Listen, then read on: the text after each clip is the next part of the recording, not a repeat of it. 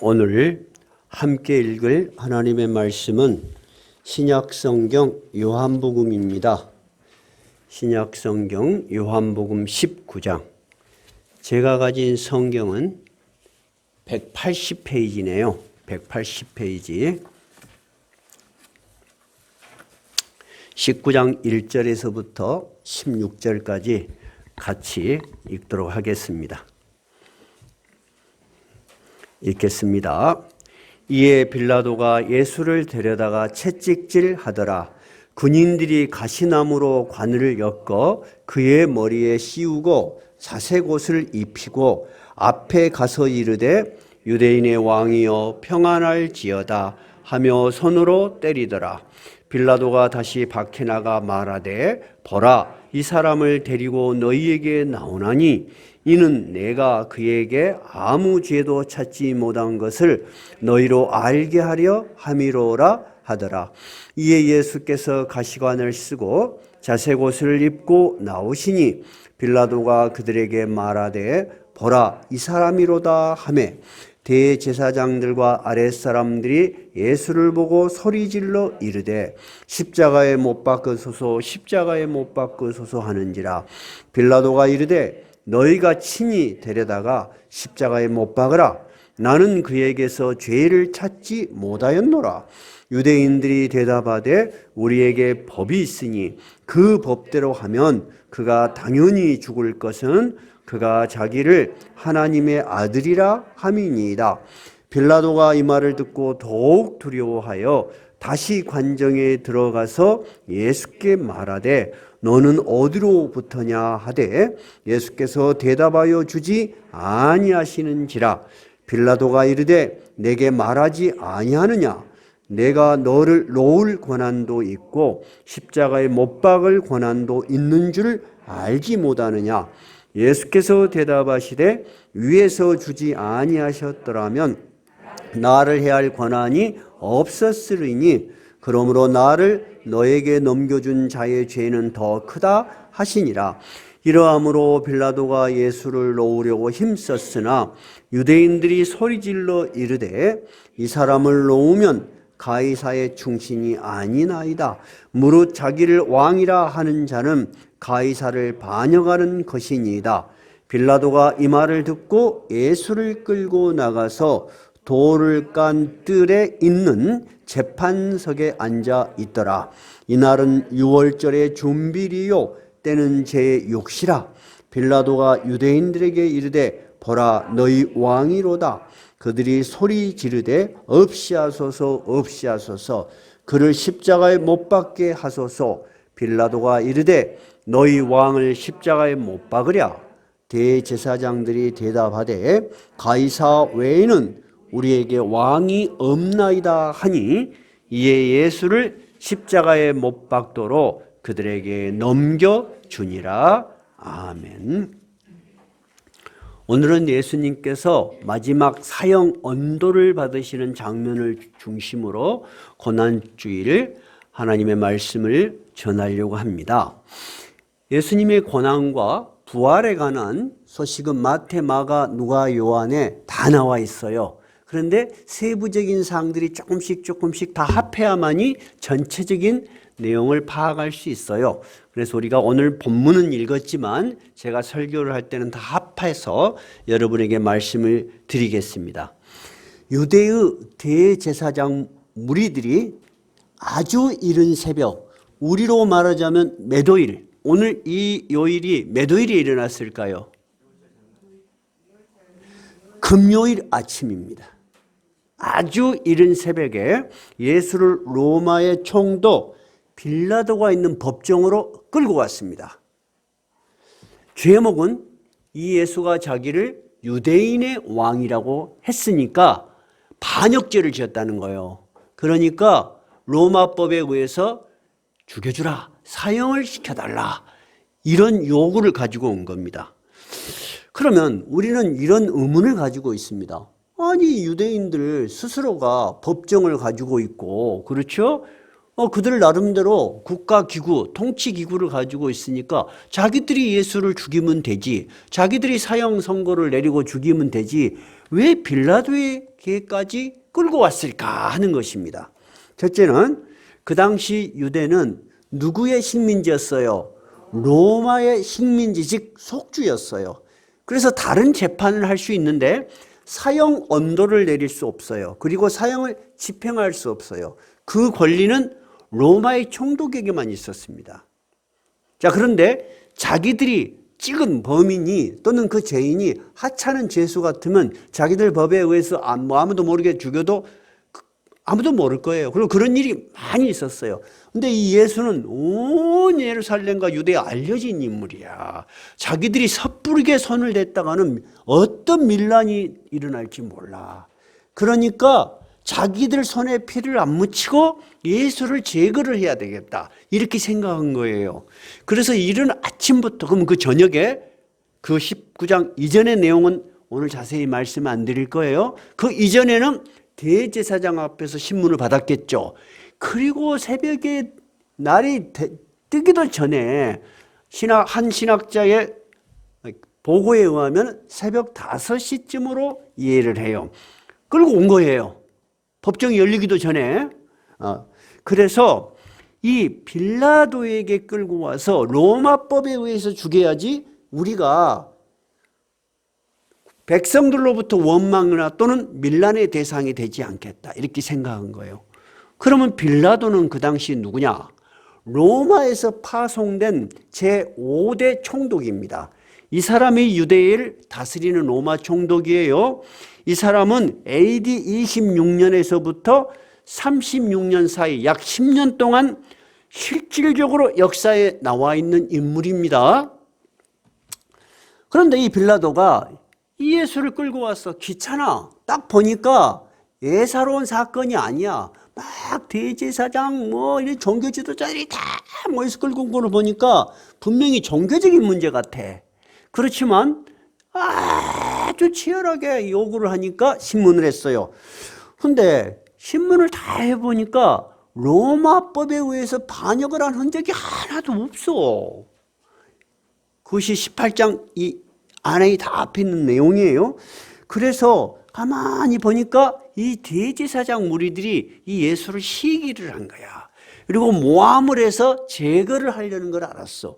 여러분, 로마에서 유대가 제일로 복잡한 나라예요. 민족적 정체성이 강하고 프라이드도 강하고 유일신 여호와를 섬기고 밀란이 끊임없이 일어난 그런 곳에 빌라도를 보냈을 때는 빌라도는 멍청한 사람 아니겠죠. 충분하게 그 시끄러운 나라를 다스릴 만한 총독일 거예요. 근데 빌라도가 보니까 이거는 로마법에는 아무 관계도 없는데 이 예수를 시기하고 질투하고 모함해서 이렇게 끌고 왔구나 하는 것을 알았어. 그리고 죄가 없다는 것도 확신을 했어. 그런데 한번 생각을 해봐요. 이 빌라도도 정치인이죠. 그죠? 이 사람들이 이렇게까지 새벽까지 끌고 온 사람 무죄야 하고 풀어주면 어떻게 돼? 그러면 그 자기가 다스려야 될 유대의 기득권층, 최고 권력층을 무시하는 거잖아. 부딪히겠잖아. 그러니까 빌라도가 머리를 쓴 거예요. 어떻게 머리를 썼냐면 딱 나가서 이렇게 이야기를 합니다. 내가 이 사람을 봤더니 큰 죄가 있는 건 아니다. 그러나 그냥 풀어줄 수는 없으니까 내가 유월절이 돼, 대명절이 돼요. 우리도 광복절이 되면 특사를 하잖아요. 그러면 옥에 갇혀 있는 밀란을 일으킨 강도 살인을 했던 바라바라는 사람이 하나 있고, 그 다음에 너희들이 오늘 끌고 온 예수가 있다. 이 두 사람 중에 누구를 풀어주면 좋겠느냐? 너희들이 유대인의 왕이라고 말한 이 사람을 풀어주면 어떻겠느냐? 빌라도는 그렇게 생각한 거예요. 왜 빌라도는 그렇게 생각을 했을까요? 여러분, 바라바는 밀란을 일으킨 사람이에요. 그냥 단순한 도둑이 아니야. 그럼 여러분, 식민지 하에서 밀란을 일으킨 사람은 주로 로마에 대항하는 사람이죠. 그러면 로마에 대항하는 사람들은 우리가 지금도 오랜 세월이 지났지만 친일파에 대해서는 알게 모르게 엄청나게 적대심을 가지고 있죠. 그러면 로마 권력에 빌붙어서 권력을 쥐고 실질적으로 로마의 하수인 노릇을 하는 사람들이 대제사장 무리죠. 그러면 이들이 굉장히 싫어하는 사람은 누구라고 확신한 거예요? 빌라도일 거라고 바라바일 거라고 생각을 했을 거예요. 이 빌라도는 멍청한 사람이 아니야. 그래서 너희들 둘 중에 누구를 풀어주면 좋겠냐? 이 사람을 보니까 큰 로마법에 의해서 큰 죄가 있는 사람도 아니다. 즉 무슨 말이냐? 그냥 풀어줄 수는 없으니까 죄인은 죄인이지만 사면을 해서 풀어주면 어떻겠느냐? 이렇게 정치적 협상을 하는 것입니다. 이제 이 배경이 이해되셨죠? 그랬더니 사람들이 소리를 지릅니다. 그들이 또 소리질러 이르되 18장 바로 제일 마지막 오늘 19장 읽었죠? 40절 읽어봐요. 시작. 그들이 또 소리질러 이르되 이 사람이 아니라 바라바라 하니 바라바는 강도였더라. 그래서 19장 제일 먼저 이에 빌라도가 예수를 데려다가 채찍질 하더라. 이에 하는 말이 뭐냐면 이렇게 하니까 하는 말이에요. 이번에는 빌라도가 생각을 한 거야. 이들이 이렇게 말로 하면은 내 의중이 잘 전달이 안 되겠다. 내가 생각하는 것을 실현하기가 어렵겠다. 그래서 예수를 데려다가 채찍질을 했습니다. 그런데 19장 1절에는 예수를 데려다가 채찍질 하더라. 이렇게 한 절로 단순하지만 이 채찍질이 단순한 줄이 아닙니다. 단순한 채찍질이 아닙니다. 긴 가죽끈 사이사이에 이렇게 매듭을 묶어가지고 사기 쪼가리, 짐승뼈, 납쪼가리를 넣어서 한 번씩 그 가닥이 여러 가지입니다. 수십 가지라고 되죠. 한 번씩 등을 치면 살점이 막 떨어지는 거야. 수없이 때린 거예요. 그런데 왜 때렸을까요, 그렇게? 여러분 어디 생각하세요? 왜 그렇게 때렸을까? 확실하게 감이 안 떠오르세요? 그러면 빌라도의 입장에서 생각해 봐요. 빌라도는 예수가 죄가 없다는 걸 알았죠. 풀어는 주고 싶죠. 근데 반대가 엄청 세죠. 그러니까 생각을 한 거야. 이 예수를 뒤지게 패갖고 이들의 분을 좀 풀어주고, 그렇죠? 두 번째는 동정심을 좀 유발해가지고 이 문제를 해결해야 되겠다고 생각한 거예요. 그래서 이 채찍으로 맞다가 내장이 터져서 죽은 사람도 있다고 유대의 역사가 요세푸스는 기록하고 있습니다. 그럼 여러분 이 채찍질이 단순한 채찍질이 아니요. 거의 사람이 죽을 만큼 때리는 거예요. 그렇게 완전히 피투성이가 된 예수에게 19장 2절 또 로마 군인들이 가시나무로 관을 딱 씌워줬어요. 가시나무가 뾰족뾰족 하잖아요. 관을 쓸고 눌렸어요. 그럼 피가 흐르겠죠. 그 다음에 어떻게 했어요? 자색 옷을 입혔어요. 자색은 이 색깔이에요. 우리 뒤에. 이 자색 옷은 황제, 왕을 상징하는 고급스러운 옷이에요.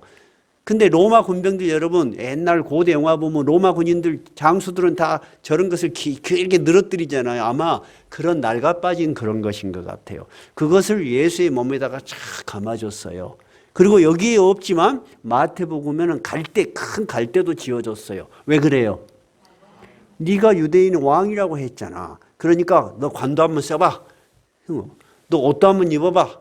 그거 너 지팡이다 탁 들어. 예수를 완전히 조롱한 거죠.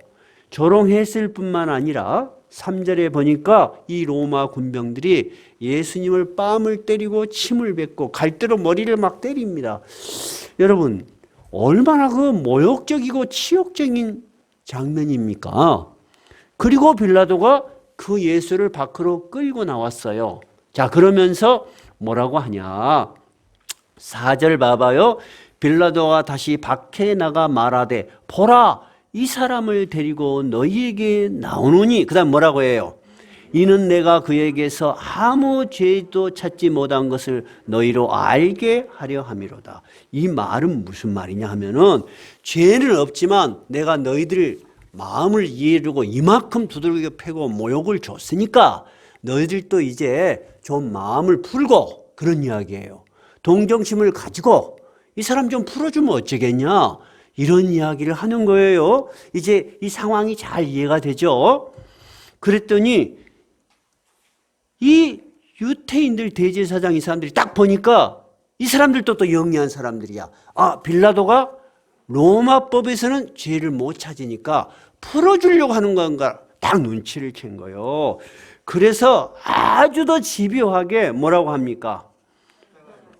십자가에 못 박으소서, 십자가에 못 박으소서.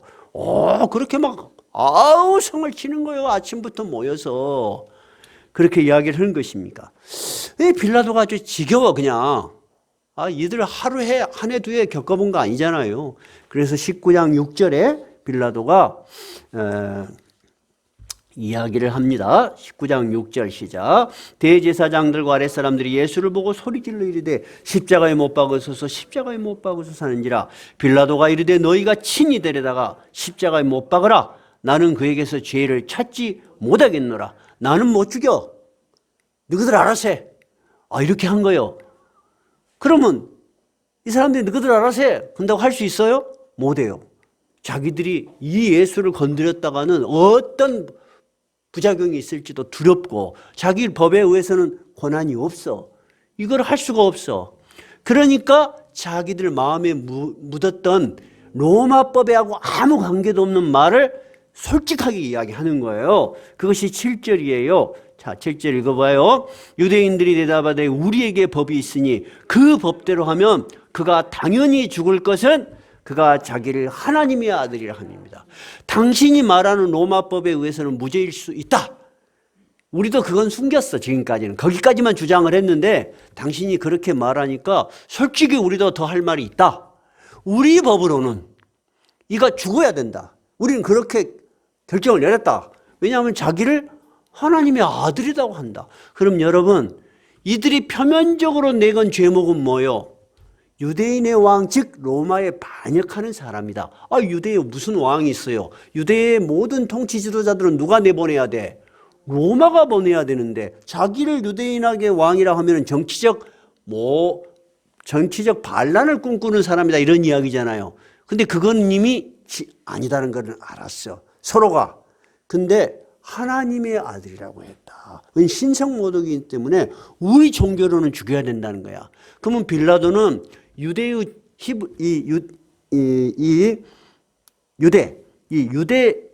다스리는 총독이잖아요. 유대의 종교에 대해서 잘 알고 있을까요? 모를까요? 잘 알아요.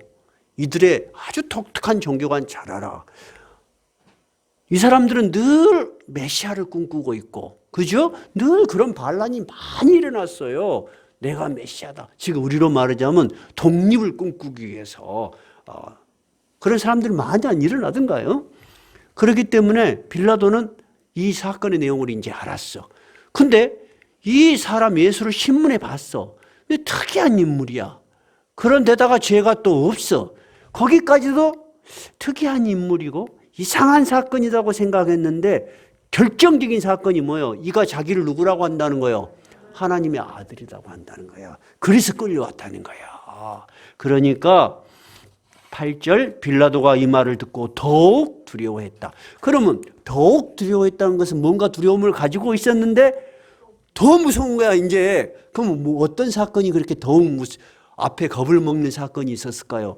예수를 취조하면서도 특이한 인물이라는 걸 알았고, 둘째는 빌라도를 바라바를 놓아주랴 예수를 놓아주라고 물을 때 자기 부인이 사람을 보내서 와요. 그리고 이야기를 해요. 그것이 성경에 기록이 있죠. 어떤 내용이냐 하면은 마태복음 27장에 있는 이야기예요. 그의 부인이 사람을 보내서 은밀하게 귓속말을 해줍니다. 당신은 저 옳은 사람의 일에 상관하지 마시오. 절대 이 사람 일에 이래라 저래라 하지 마세요 하는 이야기예요. 내가 오늘 꿈에 그 사람으로 인하여 많은 고통을 당하였나이다. 부인이 무슨 꿈을 꿨는지는 모르지만 예수의 꿈을 꾼 거야. 근데 하여튼 그분 때문에 너무나 심한 꿈속에서 고통을 당한 거야. 그러니까 여보 절대 관여하지 마시오. 이렇게 된 거예요. 그래서 그것도 마음이 찜찜했을 거 아니에요. 그런데 그 내용이 바로 그가 하나님의 아들이었다. 아들이라고 주장한다 하니까 너무 겁이 난 거예요. 그래서 더욱 두려워해서 예수께 다시 들어가서 묻습니다. 9절 읽어봐요. 다시 관정에 들어가서 예수께 말하되 너는 어디로부터 왔느냐? 아니 네가 사람인데 하나님의 아들이라고 하니까 이게 도대체 인간의 지식으로는 이해가 안 돼. 그럼 진짜 너는 어디서부터 왔냐? 이렇게 물어보는 거예요. 다시 말하자면 뭐예요? 네가 진짜 하나님의 아들이라면 뭔가 좀 해명을 해봐라 하는 거잖아요. 근데 예수가 아무 말도 안 해. 그러니까 빌라도가 자존심이 상한 거예요. 이 죄수들이 보통 여러분 재판장에 끌려오면 어때? 어떻게든지 살라고, 어떻게 죄를 좀 면해보려고 약자의 모습을 하지 않겠어요? 또 약해지지 않겠어요? 근데 예수가 한 말도 안 하는 거야. 그러니까 빌라도가 자존심이 상합니다. 그래서 10절 빌라도가 이르되 내게 말하지 아니하느냐? 내가 너를 풀어줄 권한도 있고 십자가에 못 박을 권한도 있는 줄 알지 못하느냐? 예수, 당신 지금 잘못하고 있는 거야. 당신이 나한테 잘 보이면 풀어줄 수도 있어. 근데 이렇게 뻣뻣하게 나오면은 저 사람들 요구 들어 십자가에 죽을 수도 있어. 당신의 운명은 누구한테 있어 지금? 나한테 있는 거야. 근데 왜 이렇게 뻣뻣하게 그래? 이런 이야기예요. 왜 내 자존심을 상하게 해? 이런 이야기예요. 그러니까 예수님께서 뭐라고 하셨어요? 11절 예수께서 대답하시되 위에서 즉 나의 아버지 하나님이 주지 아니하셨더라면 네가 나를 해야 할 권한이 없었다는 거야. 그러면 빌라도를 통해서 지금 이 재판을 이끌게 하고 계시는 이는 누구시다는 거야? 네 자신이 아니다는 거야. 네 자신이 아니고 나의 아버지 하나님께서 허락하셔서 네가 지금 이 일을 하고 있는데 너희는 지금 너희들 눈에 보이는 것, 너희들이 많은 권한을 가지고 있고 너희들이 마치 나의 생사 여부를 결정할 수 있는 것처럼 착각하고 있는 것이다. 그러므로 나를 너에게 넘겨준 자의 죄는 더 크다. 더 크다는 것은 그럼 어떤 사람은 또 죄가 있다는 거예요. 너도 내가 무지한 줄 알지만 이렇게 무지한 자를 때리고 십자가에 못 박으려고 내어주려고 하는 너도 죄가 크지만 아무 죄도 없는 나를 끌고 와서 한 그들의 죄는 더 크다. 이렇게 이야기를 하신 거예요. 12절 그래서 빌라도가 이런 특이한 죄인 예수 때문에 너무너무 고통스럽습니다. 이러지도 못하고 저러지도 못하고 그래. 그래서 마지막 빌라도가 이렇게 해요. 빌라도가 예수를 놓으려고 힘썼으나 유대인들이 더욱 소리질러 이르되 이번에는 빌라도가 흔들리는 것을 보고 유대의 대제사장들과 유대의 정치인들이 약점을 딱 잡은 거야. 이 사람이 이렇게 우리가 설득해서는 안 되겠다. 그럼 이 사람의 최대 약점이 뭐냐? 로마의 본토에 당신에 대한 소식을 우리가 전하겠다 이거야. 근데 분명히 우리가 유대의 왕, 즉 로마에 반역하는 사람을 잡아다 줬는데 당신이 이 사람을 풀어주면 당신도 로마에 반역하는 자입니다. 그래도 좋겠어? 이런 거예요. 빌라도가 들으니까 이거 끔찍한 일이거든. 왜 끔찍해? 자기의 현실적인 이해관계가 달려있거든. 여러분 그러죠? 이 죄수를 풀어주고 안 풀어주고는 그렇게 자기에게 치명적인 문제가 아니야. 근데 풀어줬다가는 뭐에 치명적인 문제가 생길 수 있어? 자기의 현실적인 이해관계, 권력을 유지하는데 치명적으로 잘못하자면 로마의 반역죄로 내가 몰릴 수 있겠구나. 이들이 끊임없이 투사를 해. 그러면 여러분 로마의 아무 내용도 모르는 사람들이 들어봤을 때는 이게 뭔 일이 하고 의심할 수밖에 없겠죠. 그래서 빌라도가 어쩔 수 없이 다시 재판석에 앉습니다. 14절 이날은 6월절의 준비일이요 때는 제6시라 이렇게 되어 있죠. 빌라도가 유대인들에게 이르되 보라 너희 왕이다. 그들이 소리지르되 없이하소서 없이하소서 그를 십자가에 못 박으소서. 다시 한번 강조를 해요. 우리는 가이사 외에는 즉 로마의 황제를 가이사라고 해요. 또는 시저라고 해요. 우리 로마 황제 외에는 진짜 왕이 없습니다. 식민지 백성들 얼마나 식민지에서 해방하고 싶겠어. 독립되고 싶겠어. 근데 예수를 죽이기 위해서 이제 자기는 어디다 충성하겠다는 거야? 로마 황제만 우리의 충성의 대상이라는 거야.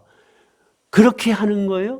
그래서 빌라도가 마지막 어쩔 수 없이 내리는 결론이 뭐예요? 16절 이에 예수를 십자가에 못 박도록 그들에게 넘겨주니라. 자, 그러면은 이 대제사장 무리들은 예수를 끌고 와서 집요하게 요구를 해서 성공했어, 안 했어요? 성공했지요. 빌라도는 많은 고민을 했지만 결론은 어떻게 내렸어요? 예수 사형, 이렇게 선고를 했습니다. 오늘 우리가 본문을 읽으면서 세 가지 입장에서 생각해 봐야 되겠어요. 첫째, 우리가 예수님의 십자가 사건을 안 믿는 사람들은 어떻게 이해를 해요? 그런 일이 있었는지도 안 믿으려고 하고, 에이, 너희들 종교적인 이야기겠지 하고 그냥 무시해버려요.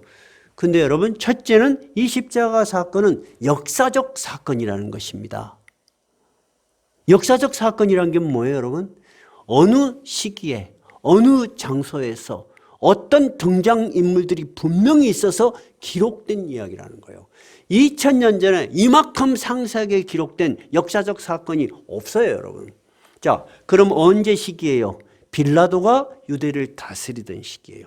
AD 26년에서 36년 사이입니다. 장소는 어디입니까? 유대의 예루살렘 법정입니다. 로마의 법정입니다. 등장인물들은 누굽니까? 주인물들. 빌라도, 대제사장, 군중들, 예수님.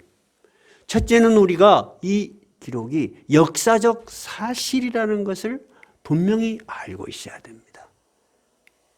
두 번째는 이 역사적 사건이 그럼 우리에게 어떤 의미가 있는가를 생각해 봐야 되겠죠. 한번 생각해 봐요. 우리가 이 본문에서 읽어보니까 사람들이 자기들의 이익을 위해서 얼마나 비열하고 얼마나 악한 일도 서슴없이 저지를 수 있는가를 우리는 너무 잘 알 수 있어요. 여러분, 2000년 이후에 인간의 역사 속에서 이런 모습들은 수없이 반복되고 있어요. 우리도 마찬가지요.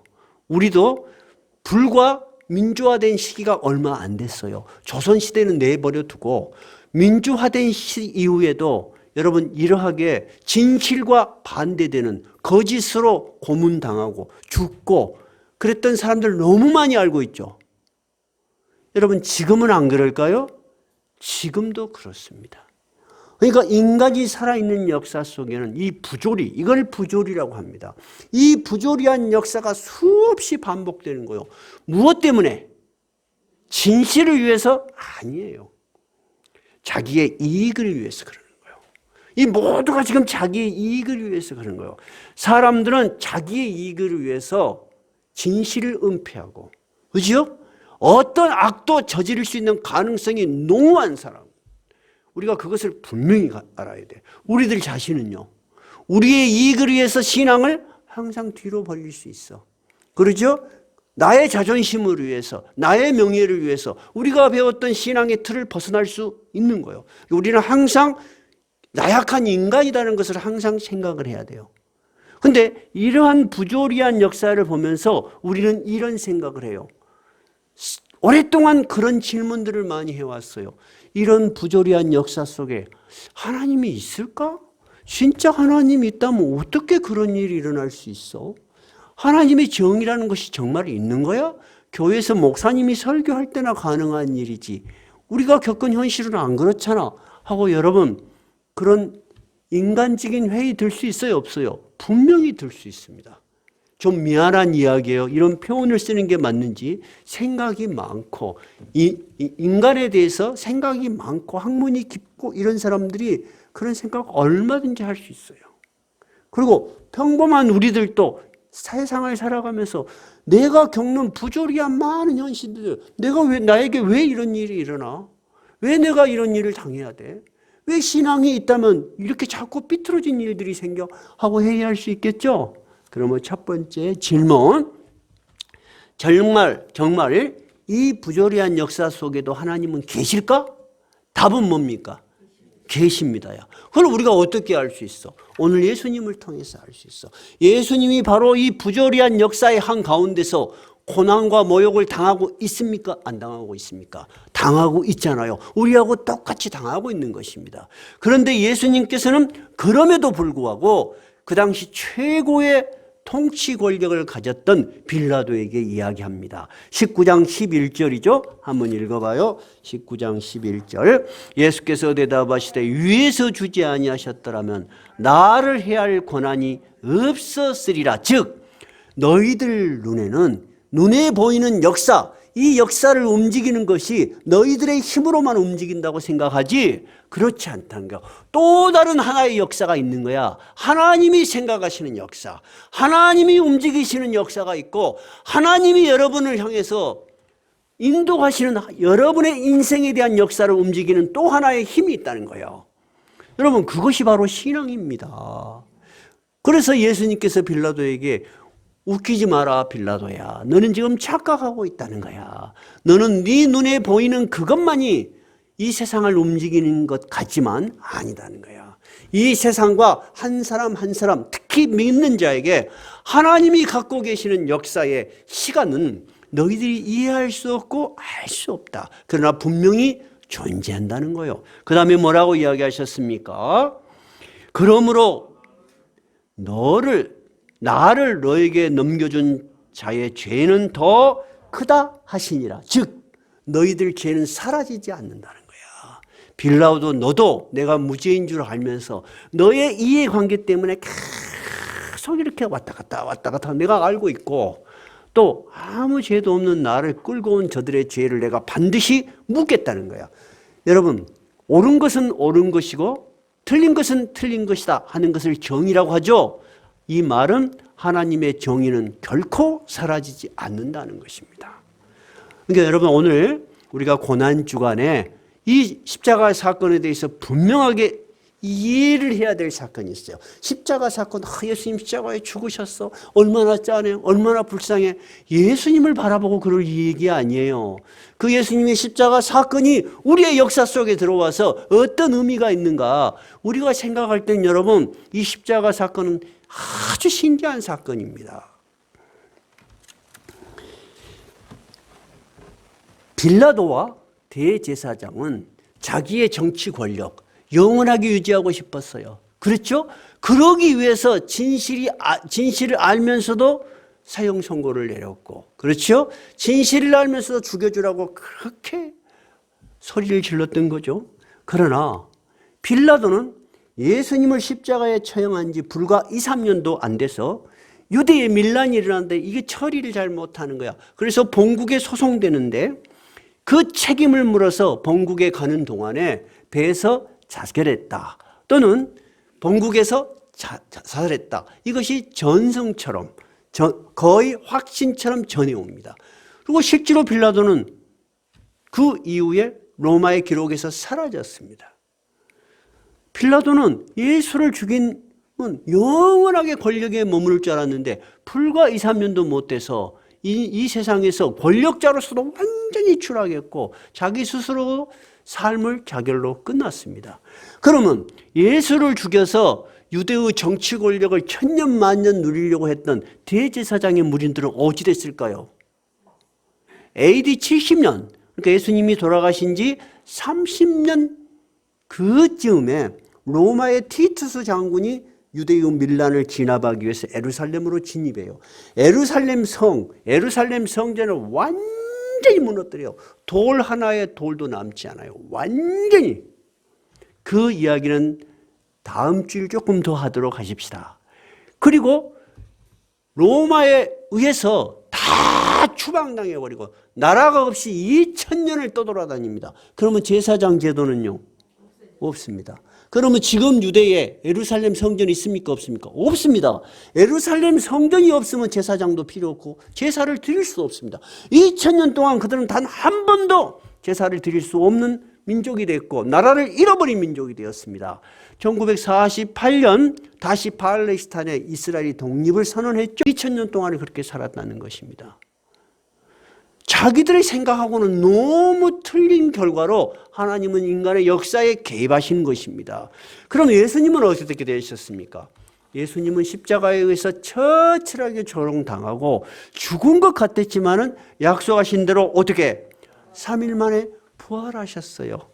그래서 우리가 다음 주일은 부활주일. 얼마나 이 모든 인간의 지혜와 능력과 탐욕과 이기심과 어두운 죄악을 다 이기시고 드디어 승리에 부활을 하신 것이에요. 그리고 예수님의 부활은 그걸로 끝나지 않았어요. 두려움에 떨던 그 제자들을 통해서 이 세상에 2000년 동안 교회가 세워지고 당신의 말씀, 즉 복음으로 지금도 온 세상을 다스리고 계십니다. 여러분 그것을 믿습니까? 어떻게 믿습니까? 여러분이 지금 예배드리고 있지 않습니까?